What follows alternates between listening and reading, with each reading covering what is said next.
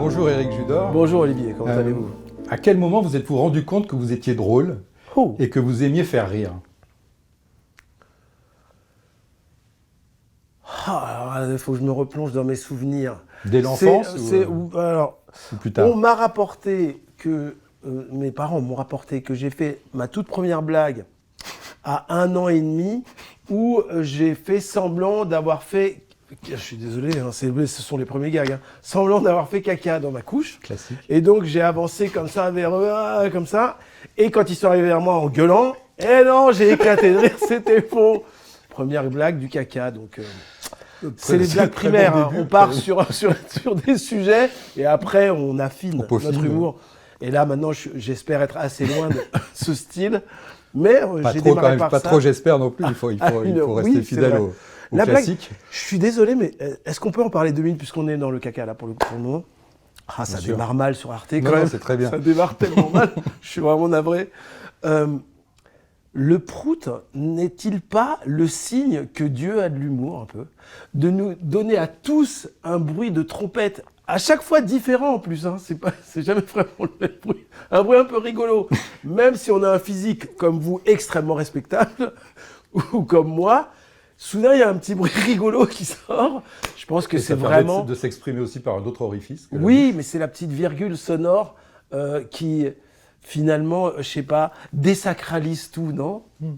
Non, et donc Dieu existe. Voilà. je voulais dire ça. Et quand avez-vous envisagé de devenir comédien? Donc bien longtemps après le premier gag, quand même. Alors c'est arrivé à l'issue d'un certain nombre d'échecs professionnels, en tout cas de tentatives de réussite. Je voulais être chef d'entreprise, je voulais diriger aussi une grosse entreprise de livraison de croissants à domicile. Sauf que sur mes premiers essais, les derniers clients recevaient leur croissant vers 16h30, 17h. Et donc ça posait un problème.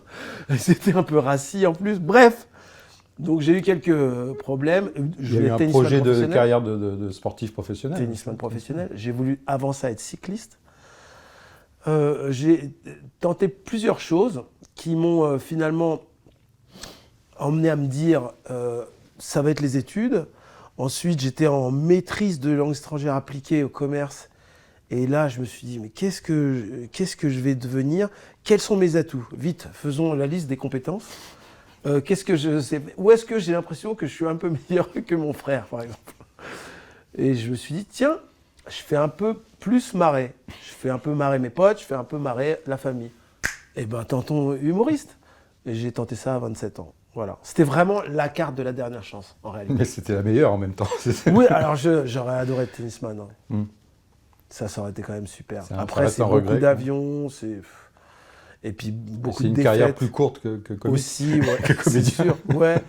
Mais non, je suis content du choix. Mais c'est vraiment un choix, pas par accident, parce que c'est quelque chose que j'avais en moi, puisque je devais faire rire mes copains et ma famille, mais quoique, je dis ma famille, c'est un peu faux. Parce que la moitié de ma famille est autrichienne, puisque ma mère est autrichienne, ça se voit pas direct. On voit d'abord l'aspect Guadeloupe, quasi l'aspect arabe. Mais en fait, l'aspect arabe, c'est un mélange d'Autriche et de Guadeloupe. Et donc, en Autriche, il y avait des réunions de famille où mes oncles étaient hilarants. Tout le monde était super marrant. Et même si c'est ma langue maternelle, l'allemand, c'était pas évident pour moi de me placer, d'essayer de faire marrer, d'être au niveau. Donc, ça a fait une réaction très très drôle d'ailleurs, parce que du coup, j'ai jamais vraiment vanné dans ma famille en Autriche, dans laquelle j'allais 5 fois par an, à chaque vacances en fait. C'était mon bled à moi. Et adulte, une fois que j'avais une carrière plutôt avancée, il y a un de mes cousins qui est venu à Paris et qui m'a accompagné. On s'est croisés à une terrasse de café à Paris et il a vu plein de gens me prendre en photo et tout ça. Et il a halluciné, il a dit « mais pourquoi ils font ça ?» Et je dis bah, « parce qu'en fait, je suis comique et je viens de commencer et ça marche plutôt bien. » Et il a éclaté de rire en disant « quoi ? Toi, t'es comique ?» Le taiseux au fond des réunions familiales. Donc voilà, c'est pas vraiment en famille que j'ai fait mes armes. Et en Autriche, depuis, la notoriété n'est pas... On n'en a jamais reparlé, en fait, avec ma famille. Voilà. Moi, je vous ai découvert, en tout cas, j'ai l'impression que vous avez accédé à la célébrité avec l'émission Les mots d'Éric et Ramzy, diffusée sur M6. Et j'ai revu des sketchs, et c'est vraiment très très drôle. C'est des sketchs qui reposent sur un mélange d'expressions corporelles, d'expressions faciales, de jeux lexicaux, de déformations phonétiques. C'est vraiment des sketchs qui vont poser la base de votre humour centré autour de la maladresse, du malentendu, mais aussi d'une certaine, on dirait une poésie de l'approximation. Comment vous avez développé cette collection? Parce qu'on a l'impression que vous êtes inspiré de mots d'enfants, avant que les enfants ne répètent vos dialogues et s'inspirent de vos blagues. Alors, avec Ramzy, puisque c'est donc un humour qu'on a développé ensemble, on a toujours été fan de burlesque, en fait. L'humour du corps, quoi, en fait. Et les mots qu'on choisissait étaient plus un prétexte pour essayer de se placer approximativement près du tableau ou l'un à côté de l'autre. Et c'est ces gestes un peu maladroits qui nous faisaient rire, nous. Et on a tous les deux sensiblement les mêmes mentors comiques. C'est La Panthère Rose, hein, donc Blake Edwards et les Marx Brothers, Harpo, enfin tous ces gestes qu'il avait, les trucs, il avait zéro texte, hein, c'est lui qui bossait le moins, et pourtant c'est lui qui était le plus efficace et qui traverse le mieux le temps en fait. C'est-à-dire qu'un type qui se prend les pieds dans le tapis et qui se casse la gueule dans une assemblée fera rire dans 100 ans encore. Enfin je pense, sauf s'il y a plus de tapis, peut-être. Mais il y avait aussi un humour lexical, enfin le jeu avec les sonorités aussi, les sons des mots au-delà de leur sens. Alors oui, on aime bien penser que la comédie est une musique un peu, et que les mots doivent être bien choisis quand on fait des punchlines. Il faut que le dernier mot soit un mot comme merguez ou sauciflard, enfin des mots drôles. Et ça, Woody Allen, il l'a vachement bien compris de ce que moi j'ai regardé et de ce que j'ai compris de son humour. C'est que c'était très très bien écrit, très lettré, très plein de références culturelles très pointues tout le long de sa phrase, et ça se terminait par le mot bite, quoi. et ça marche, quoi, en fait. Et du coup, c'est une mécanique qui marche bien à l'oreille. Donc effectivement, oui, on aimait bien jouer sur ça, cette façon de parler comme ça. Et l'expérience de la série H, est-ce que c'est une expérience qui a été particulièrement formatrice? Que vous a-t-elle appris? Alors, avant H, on était uniquement sur scène avec Ramzy. Ouais. On n'avait jamais joué devant les caméras. Et donc, ça nous a appris doucement à jouer devant les caméras, puisqu'il y avait du public aussi. Donc on jouait pour le public, donc on jouait exagérément. Et on jouait aussi pour la caméra, donc en essayant de temps en temps d'être un petit peu plus fin. Même si on était quand même à l'époque, on était très très coin-coin, quoi. On était pas loin du caca-couche. On n'est pas très très loin de cet humour, mais un peu en force. Mais la caméra nous a appris à un petit peu figer des choses et à apprendre à être plus subtil avant de passer complètement à la caméra sans spectateur. Et que ce soit dans vos spectacles sur scène ou dans H, quelle était la part d'improvisation? Alors sur scène, certaines villes doivent s'en rappeler et ont souffert du fait que nous, on ne voulait jamais jouer le même spectacle. Et du coup, il y a des impros qui sont heureuses. Et il y avait des soirs où l'impro était malheureuse. Ça n'empêchait que ça nous faisait beaucoup rire parfois, avec Ramzy, de créer des silences et des malaises avec le public. C'est bizarre, hein, mais ça nous arrivait de jouer à l'Olympia dans un tunnel de 3 minutes, pas de rire. C'est très long, 3 minutes, sans rire, dans un spectacle comique. Mais nous, du coup, ça nous a déclenché un fou rire. Oui, ça finissait par faire rire aussi, je pense. Bah, que nous. Que vous. Mais c'est déjà pas mal. Bah, c'est que ça nous faisait marrer de créer un malaise. Et sinon, sur H, bah, on arrivait avec notre culture de l'impro de scène. Donc oui, on aimait improviser, même si les textes étaient quand même très très bien écrits. Ça marchait pas mal, quoi. C'était Eric Laven, c'était Benabar, le chanteur là, qui faisait partie d'un duo d'auteurs qui écrivait les meilleurs textes de H. Donc on était bien servis déjà. Et vous avez... Hop, boisson. Désolé. Pris. Boisson que je cache. Hop, parfait. Vous avez évoqué les Blake Edwards ou les Marx Brothers, mais est-ce qu'il y avait d'autres références? Parce que avant vous, dans le cinéma français, il y a eu les Charlots, par exemple, qui ont développé aussi un humour burlesque très physique.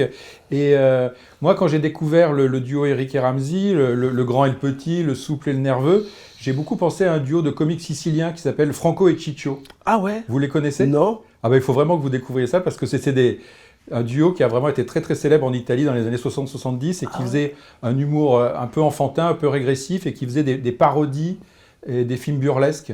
Dingue. Ouais. Mais c'est nous en fait. Ben oui. Mais on leur a tout volé. Ils ont pas fait. Ils sont décédés maintenant, donc ils n'ont pas pu faire de procès. Mais ah il faudrait oui, vraiment. Yes. Mais ils ont des ayants droit, non? Merde. Enfin, Franco et quoi? Franco et Ciccio. Ça a l'air inventé comme nom, mais c'est les siciliens des années 60. Dans le duo Eric et Ramzy, vous avez inventé un personnage qui est comme un homme-enfant, en fait. Vous avez un peu interrogé la frontière entre l'innocence et l'idiotie. Ouais. Comment est né ce personnage, le Eric de Eric et Ramzy? Comment est-il apparu? Très bonne question. Bon, on est sur Arte, c'est normal. Vous ne pouvez pas m'attendre à autre chose. Comment il est né? Il est né certainement de certains tabous. Je sais qu'avec Ramzy, on s'interdisait de parler de cul. Peut-être parce qu'on avait toujours, nous, cette crainte du regard de nos parents. Parce qu'on a des figures fortes tous les deux au-dessus de nous. Et du coup, on voulait plaire à nos parents. Et donc, on ne pouvait pas être Coluche, quoi. Déjà par le talent, et ensuite par le fait que... Il fallait jouer un peu des enfants, enfin on dit qu'on va chercher, que tous les humoristes, leur style se développe selon ce qu'ils ont au fond d'eux. Je dois certainement avoir une part de naïveté, d'enfance, de crédulité, d'extrême gentillesse. Non, je rigole. Non, mais je dois avoir... D'innocence. Je dois avoir une part de bébé que je veux rester. D'enfance. D'enfance. Et du coup, je pense que ça parlait aussi au Ramzy, de Eric et Ramzy, qui a plongé aussi dans ce registre avec moi, quoi. Et d'ailleurs, les deux personnages des mots sont des enfants, quoi. Oui, devant un tableau d'école. Ouais, un peu débile, mais quand même enfant, quoi. Justement, en parlant de débilité, on en arrive à la Tour Montparnasse infernale, les grands films de cinéma en 2001, sur ces deux laveurs de carreaux simplés qui vont être confrontés à une prise d'otage dans la Tour infernale. C'est votre premier film avec Ramzy, c'est un grand succès à l'époque.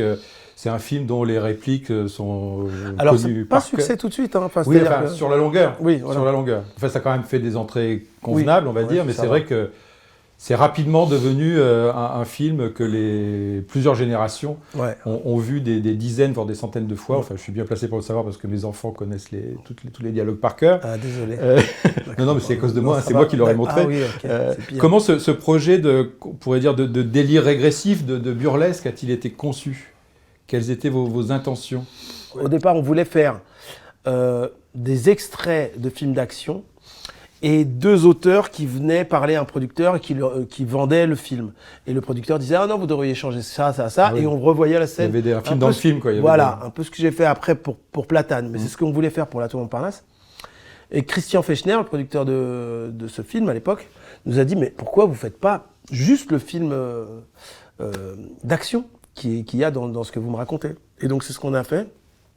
Et j'ai l'impression que le film continue de plaire et à traverser quelques années comme ça, parce que justement il développe un humour burlesque. C'est beaucoup avec le corps. C'est des mecs en armure, c'est Ramzy en short. C'est marrant, Ramzy en short. Je veux dire, c'est imparable. A priori. Ou Eric en armure. Ouais, Eric en armure. Je veux dire, les deux en tout cas, ça marche. Et c'est ce qui, j'ai l'impression, continue de plaire. C'est un des humours qui vieillit le mieux, je pense. Et quelle a été votre relation avec Christian Fechner, justement, ce producteur de grands succès de la comédie française, avec les Charlots, avec Louis de Funès?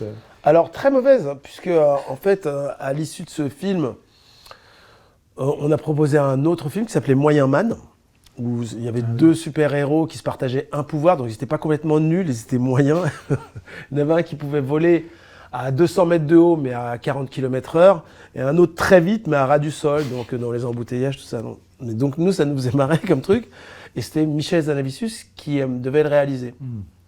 Et donc on a commencé à développer le projet, on était en prépa, et Christian Fechner avait d'autres idées sur la façon dont on devait développer le film, donc il nous avait convoqués pour nous demander si on était du côté de Michel, sur sa manière de voir la suite, ou de son côté. Nous, on a soutenu Michel, et du coup, on a été en procès ensuite pendant quelques années. C'est dommage, c'était un super concept. Et il était super, c'était super. Ouais. Moi, je me souviens que à l'époque de la tour Montparnasse infernale, vers la fin des années 90 et le début des années 2000, il y avait pas mal de films qui avaient pour sujet l'idiotie.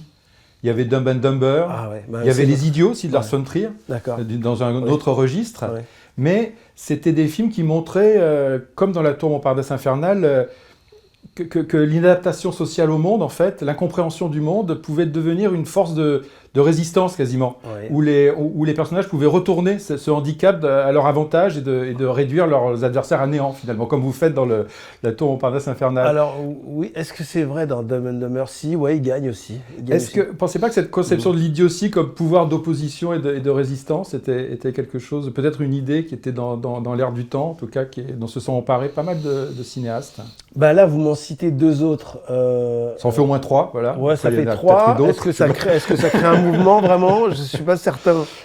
Maintenant... En tout cas, c'était aussi présent dans l'humour américain, parce qu'il y avait Dumb and Dumber, il y avait les films de Jim Carrey, des films de Ben Stiller. Ouais. Ben, en tout cas, le point de départ de La Tour Montparnasse, c'est qu'on voulait faire un Dumb and Dumber à notre sauce. C'était notre film de chevet, Ramzy et moi. Donc c'est un film qui nous a beaucoup inspiré, quoi. Maintenant, c'est sûr que c'est une tendance qui a disparu, faire les débiles. Et c'est même mal vu, quoi. Enfin, c'est ça que je trouve super.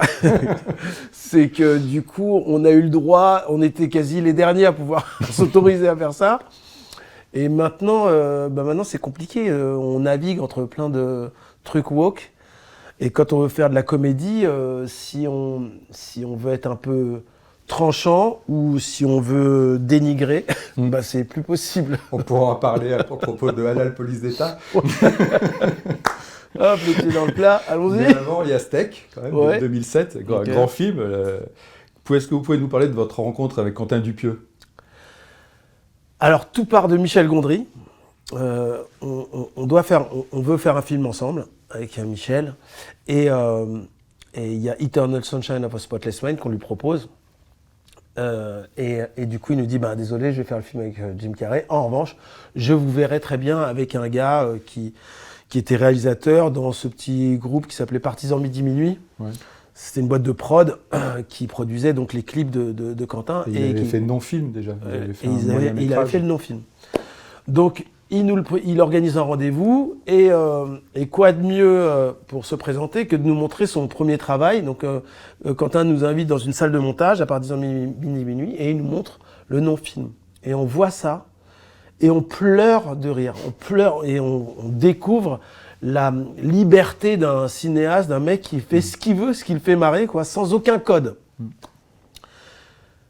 À l'issue de cette projection, on a dit « Et tu nous écris ce que tu veux, c'est oui, nous on le fait ».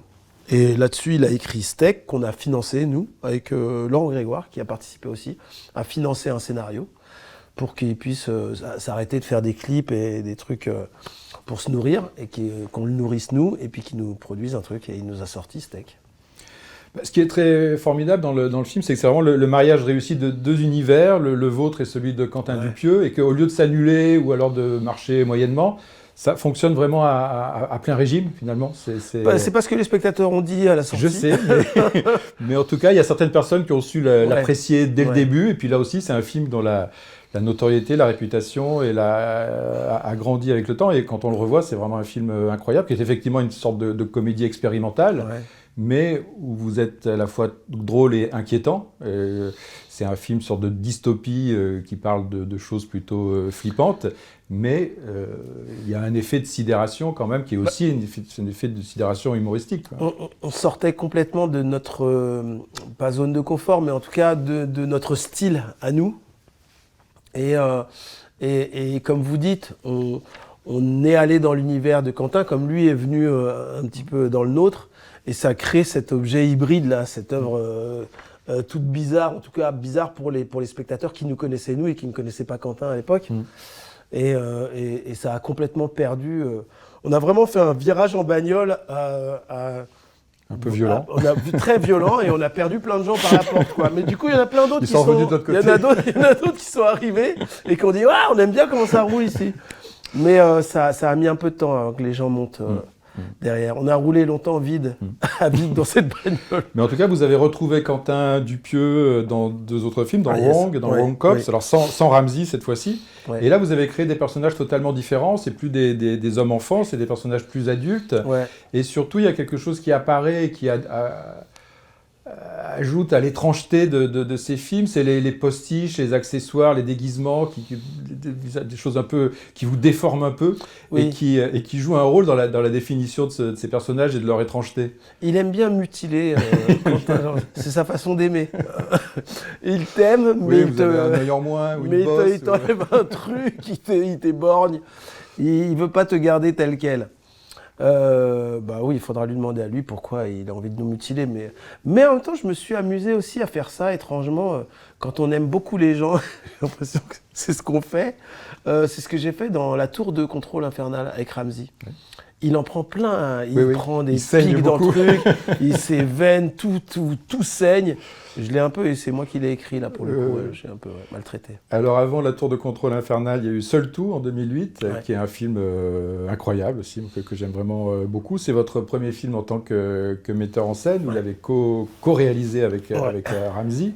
Qu'est-ce qui vous a donné envie de passer derrière la caméra? J'ai l'impression que l'expérience avec Quentin Dupieux vous a quand même peut-être incité à aller vers plus de poésie, plus d'étrangeté, aller vers une comédie presque surréaliste. Je pense qu'on avait déjà ça en nous. De faire des trucs à part, qui ressemblent à rien d'autre. Absurde un peu. Absurde. C'est vraiment un thème pour nous qui nous correspondait depuis le début de notre carrière. En réalité, ce qui nous a fait passer à la réalisation, c'est plutôt de faire des films avec des gens qui ne nous correspondent pas, quoi. C'est de faire les Dalton, par exemple, et de se dire qu'on a écrit un scénario qui nous plaît et ce qu'on fait, ce qu'on voit à l'image, ça ne ressemble absolument pas à ce qu'on avait en tête. Des déceptions comme ça, Double Zéro, pareil, c'était une grosse déception. On se dit, la seule manière d'être fier en promo, d'aller ensuite en télé parler la tête haute du projet qu'on vient de faire, c'est de le prendre en main, quoi, c'est de le réaliser. Parce qu'un gag, même s'il est très bien écrit, s'il est mal réalisé, s'il y a une musique dessus, si c'est coupé trop tôt, si c'est en trop gros plan ou trop large, c'est plus du tout le même gag. Donc il fallait le faire soi-même. Mais ce qui est formidable dans Seul Tout, c'est quand même un film où vous avez bénéficié de moyens, on va dire, assez importants. Incroyable, Et pour oser faire quelque chose d'extrêmement original, qui mêle, comme vous le disiez, le burlesque, l'absurde, même une forme d'angoisse, qui n'est pas du tout une comédie formatée ou conventionnelle, quoi. Alors, est-ce que vous aviez vraiment Qu'est-ce que vous vouliez exprimer quels étaient les principaux défis à relever Alors, je ne parlerai pas en termes de défis, mais on est toujours parti, en tout cas sur les œuvres qu'on a faites, Ramsey et moi, on avait toujours des modèles desquels on voulait quand même s'éloigner, mais une inspiration, quoi. Et pour le coup, c'était l'univers de Tom et Jerry. C'est un chat et une souris qui se cabalent dans une cuisine, dans un appart. Et nous, on trouvait ça super classe. Vu qu'on avait la cote à ce moment-là, on avait la carte, comme on dit, donc on pouvait lever un gros budget pour faire une grosse course-poursuite dans Paris, juste pour nous, quoi. Donc c'est une espèce de gros caprice, mais avec un élan un peu artistique, un peu stylé. Mais dès qu'on place la référence Tom et Jerry, ça fait moins classe. Mais en tout cas... Non, c'est génial, Tom et Jerry. C'est vrai que c'est l'équivalent presque. Oui, c'est comme un cartoon, en fait. C'est ça, c'est exactement ça. Et d'ailleurs, on fait des choses cartoonesques, quoi. Alors, comment êtes-vous parvenu à vider Paris 11 ans avant la crise du Covid? En fait, ça a coûté cher. C'est-à-dire qu'on avait 300 bloqueurs qui bloquaient chaque porte cochère de la rue qu'on filmait. On tournait au mois d'août, le 15 août, quand c'était vide, on bloquait des rues pendant genre 20 minutes. Les Champs-Élysées. Champs-Élysées, on a utilisé la répétition du défilé, la veille du défilé, où l'armée a fait descendre tous ses chars et tout ça, et ensuite a gardé 6 minutes les Champs-Élysées bloqués pour nous. Et donc on a filmé pendant 6 minutes. Il y avait des trucages numériques aussi ou pas Ouais, on a un peu effacé, mais très peu. Alors pour le coup, la scène des Champs-Élysées, on a effacé un cycliste qui est passé malgré tout, qui a fait « je vous emmerde, j'ai rien à foutre, Eric Ramsey !» Et il a bien raison, il est passé comme ça, avec son vélo. Et donc lui, on l'a effacé et on l'a supprimé aussi dans la vie. Voilà. Il fallait à un moment donné que les gens comprennent, pour pas qu'il y ait de récidive. Alors dans Seul Tout, vous faites un peu, enfin même beaucoup évoluer le personnage d'Eric, celui de l'homme-enfant inadapté au monde dont on parlait à vos débuts. Là, ça devient carrément un raté, un agressif, un médiocre, un malchanceux. C'est un enfant qui a mal vieilli, quoi. Et donc vous avez développé un nouveau personnage à partir de Seul Tout, dont on va retrouver des déclinaisons un peu dans Problemos et dans Platane, finalement. Ouais, c'est marrant ce que vous dites, ouais. Parce que je passe jamais en revue comme ça. Parce qu'effectivement, on passe de naïf, candide, gentil, à un méchant, agressif, aigri, quoi. Donc... J'en tire aucune conclusion. Non, ouais, j'essayais de réfléchir. Je me disais, attends, je suis aigri quand même. Non, pourtant. Je pense que. Pour pas se répéter non plus, pour chercher aussi. Non, encore une fois, je pense que la comédie, elle passe par des défauts, par des traits de caractère humain dégueulasses, quoi. Oui. Donc, moi, ce qui me fait rire, par exemple. Chez les personnages de séries américaines comme Larry David, c'est que le mec est radin, le mec est un peu méchant, dit la vérité même quand il ne faut pas le dire, même si ça blesse, etc. Donc c'est difficile de faire rire avec des qualités, quoi. C'est très difficile avec un mec parfait. Soit c'est la maladresse, soit c'est la méchanceté. C'est impossible. Je veux dire, Barbie d'ailleurs, c'est pas super marrant tant que le personnage de Ken se pose pas des questions, quoi. Tant qu'il est parfait, bon, on s'en fout, quoi. Non. Absolument. Alors dans Seul Tout, il y a ce côté cartoon, ce côté très très visuel, mais il y a aussi le comique langagier qui demeure, hein, parce que, par exemple, il y a des scènes incroyables sur les techniques de déduction de Gervais pour retrouver la trace de Curtis. Donc Ramsey, il est devant un plan de métro de Paris, et puis à force de déformer les mots, il trouve la solution. D'où vient ce gag ? Il vient devant mon ordinateur. Oui, c'est vraiment c'est du pur nous, en fait. Hein. Mais ah non, ça vient d'un film avec Schwarzenegger, il me semble, où il cherche le diable et il se retrouve dans une église et il dit la fin des temps. Christ is York, Christine York, the Christ is in New York, et c'est comme ça qu'il se dit putain, le diable il est là-bas, il trouve une adresse juste sur un nom. Et on s'est dit attends, non, c'est pas possible. C'est un film c'est involontairement drôle, contrairement mais vous voyez de quel passage je parle ? La fin des temps. Ouais, c'est ça. Et je me dis putain, les mecs, ils ont eu l'audace d'écrire ça, quoi. Bon alors on y va aussi, nous, du coup, dans Seul Tout. La référence m'avait échappé. The Christ is in New York, c'est ça. Christ in New York, c'est ça. Et il dit, mais bien sûr. Alors, dans Halal Police d'État, il n'y a pas que des Maghrébins, il y a aussi un extraterrestre. Alors, je ne vais pas parler de racisme anti-extraterrestre. C'est basculer avec Ramsey, parce qu'en fait, c'est la vanne de trop. Quand on part en écriture et qu'on est euphorique, on dit « Ah, excellent, excellent !» Et puis là, soudain, il y a un extraterrestre. Et on fait « Ouah, génial !» Et après, on se dit « Merde, on est allé un peu trop loin !» Non, on aurait dû s'arrêter. Moi, j'ai trouvé ça génial et très, très drôle. Et est-ce que vous avez vu... C'est très gentil. Non, mais je sais qu'on s'est gouré, on s'est gouré. Non, pas du tout, parce que je connais des fans de ce passage en particulier. Est-ce que vous avez vu CJ7 Il est adorable quand même, Olivier, non, mais il est tellement gentil. Est-ce que vous avez vu CJ7 de Stephen Chow ? Non. C'est une comédie chinoise avec un ouvrier qui découvre un extraterrestre en forme de balle dans une décharge publique. Allez ! Alors là aussi, je peux être un copyright qui va... Ah putain, ouais, alors là, c'est chaud, ça. Hein. En tout cas, je vous conseille cette comédie les Chinois, qui est très très drôle. Je suis désolé. Et qui a peut-être été réalisée avant Halal Police d'État, mais bon, on vérifiera. Ah ouais, donc c'est nous qui avons copié. En tout cas, je vous le dis, il faut vraiment voir ce film. D'accord, ok. Avec un extraterrestre qui fait beaucoup penser à celui Putain, non, sérieux? Hein, du film de Rachid. Alors, il y a déjà le duo d'Italiens. Voilà. Maintenant, là, la blague de l'extraterrestre. Non, mais je suis là pour un peu... les procès qui arrivent. La Tour de contrôle infernal en 2016. C'est nous, bonsoir. Que vous avez réalisé en solo. Alors là aussi, vous parliez de cartoon dans Russell 2, mais là, cette idée de cartoon, elle est amplifiée encore. Elle est peut-être soulignée de manière plus évidente, mais de cartoon... Vous avez remarqué qu'on donne la solution contre le Covid. À un moment donné, dans le générique, on dit que pour soigner le Covid, il suffit de... Et ça s'arrête. C'est dommage. Et c'est un film qui fait plus appel que les autres à des effets spéciaux numériques où tout semble possible, et ça rapproche justement de l'esthétique du dessin animé ou de la BD. Ça faisait partie des intentions du film d'aller vers quelque chose d'un peu différent. Alors, encore une fois, j'adore quand on fait rire avec Ramzy, avec rien, un gobelet, une table, deux chaises et nous. Et j'adore aussi, puisque ce sont des films de cinéma, donner du spectacle. Donc je veux avoir de la centrifugeuse, des avions dans tous les sens, des explosions. Ça me plaît aussi en tant que spectateur, moi. J'adore Mission Impossible. Si Mission Impossible, il y avait des vannes partout, ce serait mon film idéal. Ce serait génial. Si Tom Cruise avait un nez rouge, j'adorerais. Alors on en vient à Problemos, très bon film. Ça aussi c'est un film qui marque un tournant parce qu'on parlait justement d'un personnage qui devient moins sympathique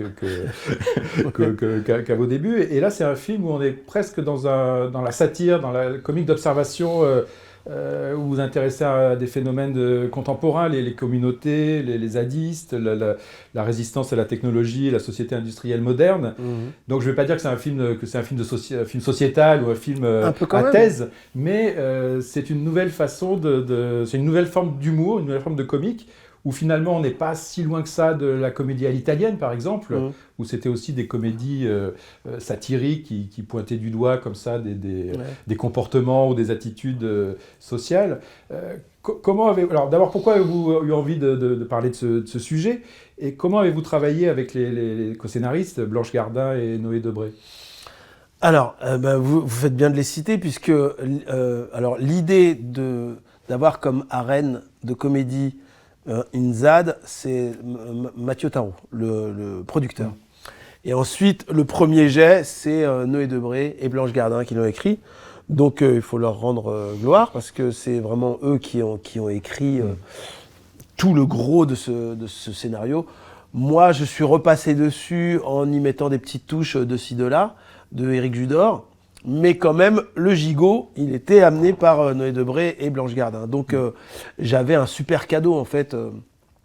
Ce scénario pour moi a été un bonheur à réaliser, à manipuler, et à décortiquer, parce qu'il était très bien écrit. Alors c'est Blanche Gardin et Noé Debré qui ont écrit le scénario, et donc j'ai l'impression c'est un scénario qui est assez documenté, enfin qui sont effectués des recherches, qui sont documentées, parce que il y a des situations ou des opinions que l'on découvre avec un peu étonnement dans le film, comme il y a des choses qui sont restées fameuses, comme les parents qui refusent de donner un nom genré à leur enfant, ce genre de choses. Le polyamour, tout ça. Et c'est pas non plus le fruit de leur imagination, c'est des choses qu'ils ont dû je pense que Blanche Gardin, elle est très loin dans l'investigation, à mon avis. Je pense que vraiment, elle a dû intégrer une communauté ou deux. Ouais. Et on a parlé déjà du personnage assez désagréable que vous interprétez, avec un comportement... C'est loin de moi, je vous rassure. Non, je préfère avec un comportement souvent discutable. Ouais, oui, c'est loin. Je suis un gentil. Hein. Bah oui, je n'en doute pas. Alors moi, vous ne me regardez pas quand vous dites ça. Ce que j'aime beaucoup dans Problemos, enfin en tout cas ce qui participe à l'originalité du film, c'est que il y a des moments très drôles, évidemment, il y a beaucoup de gags, ça devient quand même de plus en plus inquiétant, ça se termine par une sorte de guerre civile, C'est dark. On va faire le 2. C'est vrai, hein? C'est tant mieux, c'est très bonne nouvelle, c'est un scoop. La conclusion, elle est assez abrupte et sans illusion. C'est quand même, ça montre qu'au bout de l'utopie contestataire, de la fin de la civilisation que nous connaissons, il y a un retour à la guerre, à la sauvagerie, à la défense du territoire. Donc c'est le pessimisme de Blanche Gardin. Est-ce que ça correspond au regard que vous portez sur l'époque? Est-ce que c'était lié à un moment particulier Non, de ma vie. Une rupture, clairement, apparemment. Non, c'est effectivement, c'est écrit, la fin est écrite par Blanche Gardin et Noé Debré, qui voulaient absolument cette fin. Moi, j'essayais de lutter contre un peu. Je voulais un truc un peu plus joyeux, positif. Mais j'ai respecté les auteurs. Ça s'est gonflé. De quoi ? Ça s'est gonflé, la fin. Ouais. Ah ouais, elle est super, hein, par ailleurs, elle est super. Mais effectivement, moi, je partais sur un autre truc où la communauté partait en quête d'autres survivants. Ouais. Vous pensiez déjà au numéro 2, en fait. Vous pensiez à la suite. Déjà. Alors, non, même pas. Non, je voulais vraiment un truc joyeux, sympa. Avec un peu plus d'espoir. Quoi. Puisque je suis pas aigri dans la vie, en vrai. Vous voyez ce que je veux dire ? J'ai découvert avec un peu de retard, mais avec beaucoup de plaisir, la série Platane. Ah ok, d'accord. En tout cas, la première saison. C'est-à-dire quand ? L'année dernière ? Cette année ? Il y a 2 jours ? Pour préparer cette conversation. Mais c'est fou ça. Enfin, mais merde. bon, mieux vaut tard que jamais. Olivier, c'est bien. Oui, c'est vrai quand même, mais c'est pour le boulot quoi. C'est pas vraiment pour le plaisir. Mais j'ai pas le temps. Je regarde pas beaucoup de séries. Oui, regardez celle-là au moins. Mais merde. c'est ce que j'ai fait et j'ai beaucoup aimé. J'ai beaucoup aimé. Donc il y a quoi ? Il y a un mois là. Ça reste. Enfin, ça tient bien. Ça tient. Fin de l'interview. Allez, pour moi, c'est mon meilleur projet. Oui, mais justement, moi, je pense que c'est un film. C'est une série, hein. C'est une série, pardon, oui.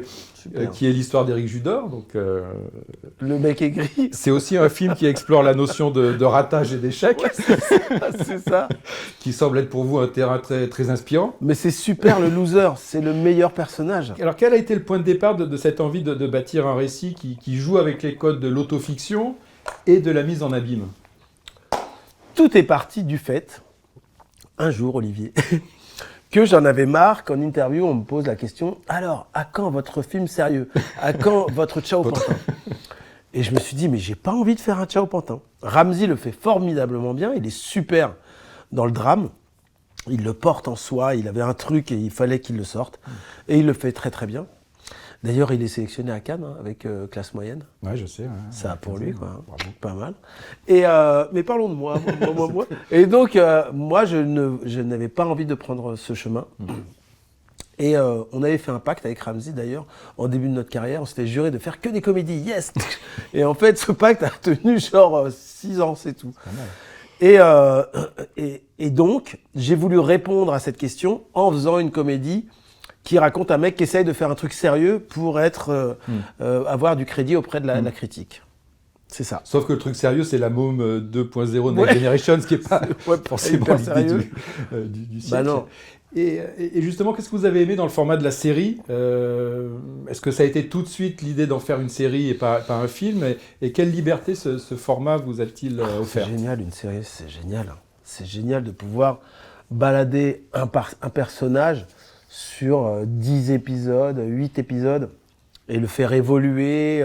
On peut dire tellement plus de choses avec une série. Alors, ce qui m'ennuie, moi, c'est que, du coup, c'est pas projeté dans une salle et que c'est pas regardé à plusieurs. Parce que ça peut être plusieurs, mais ça peut être un petit groupe dans son salon. Oui, quoi. sur son ordi, quoi. Voilà, ouais, encore, ouais. Oui, voilà. Mais bon, la salle, ça a quelque chose de magique, quoi. Surtout en comédie. Surtout en comédie, ouais. Et j'ai vu donc des projections au Festival de La Rochelle de Platane en salle, et entendre une salle rire, ça me manquait, quoi. Je trouve que c'est le seul bémol de faire une série, je trouve. C'est de ne pas réunir les gens autour de... Et d'ailleurs, vous disiez que dans H, il y avait aussi un public. C'était tourné en c'était studio, super. Et il y avait un public qui riait. Ouais. C'était pas du rire enregistré. Ah non, pas... 300 personnes. Vous entendiez les gens rire, quoi. Ah, c'est absolument génial, quoi. Priceless, comme on dit chez moi aux States. Je vous dis merci beaucoup, Eric. Non, ok. Et à très bientôt au cinéma, à la télévision, télévision, à regarder sur Arte. La saison 2 et la saison 3 de Platane. Et Problemos. Dès que sur vous aurez Arte. le temps. Merci, Eric. Merci, Olivier.